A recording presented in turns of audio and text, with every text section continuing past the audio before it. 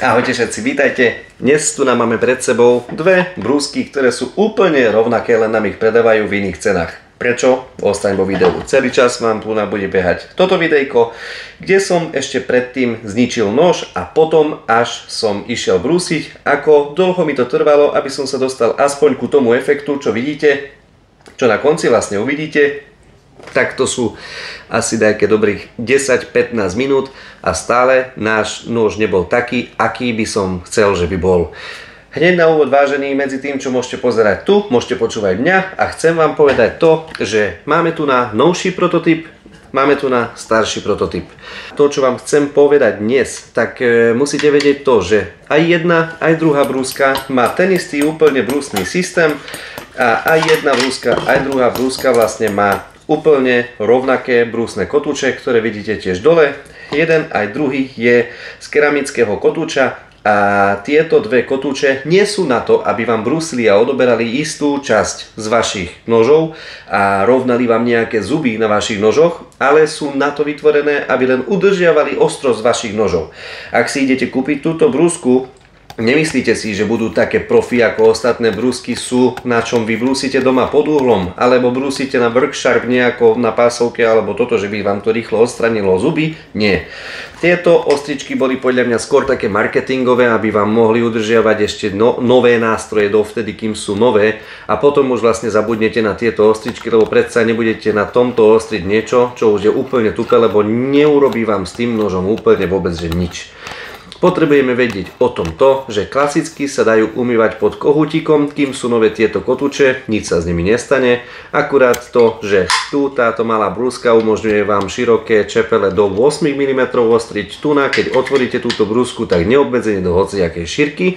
Táto brúska, ktorá sa tu nachádza, tá nová od značky Fiskars, nová edícia, nová generácia, tak táto umožňuje vám brúsiť aj nože, aj nožnice, či aj nože, aj sekery, ale zase máme tu na obmedzenie, ale aspoň máme tu na nejaký ten krásny uhol vytvorený, ktorý vám aspoň drží nejako ten nôž počas toho, ako ostríte, ale zase je tam dole ten plast, ktorého sa stále neustále dotýka nôž, keď vy ostríte, a môžete sa dostať až do takej úrovne počas ostrenia, čo vám aj ukážem, že môžete zarezať do toho plastu, ktoré sa tam nachádza, čo je dosť nepríjemné, pretože počas toho, ako vy ostríte vaše nože alebo sekery, tak z tej keramickej malej brúsky stále odoberáte. Čím ďalej a hĺbšie idete, tým hĺbšie sa dostávate ku tomu plastu, čo je trošičku taká nevýhoda, preto nepridávajte veľmi veľkú váhu na ostrenie pri ostrení